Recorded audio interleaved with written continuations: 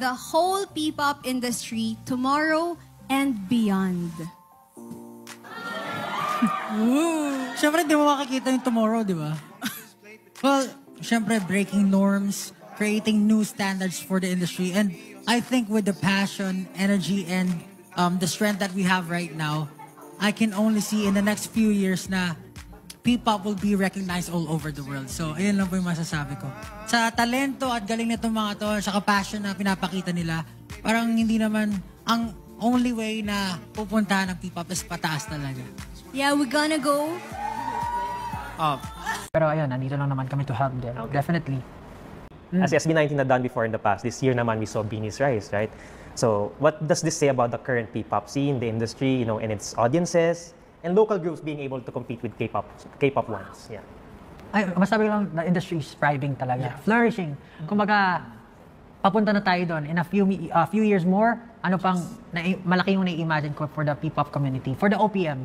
Syempre, kasi 'di ba, Beanie is also making waves sa global scene. Maganda rin po 'yun, talagang start na talagang unti-unti napapakilala na natin yung Filipino culture or Filipino music all over the world. And yan naman po talaga yung ginugol ni SB19 and syempre ni Wanzi from the get-go. So nakakatuwa na maraming groups pa ang nag-emerge, maraming groups pa ang nagtatry, and maraming groups pa ang nakikilala pa unti-unti.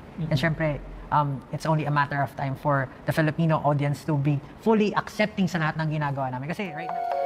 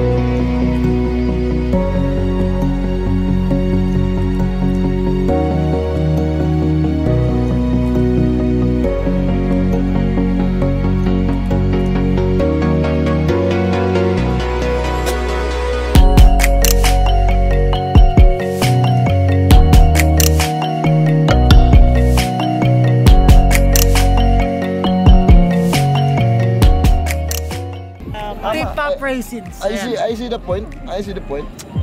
Nakikita ko talaga yung future, malayo. Oo.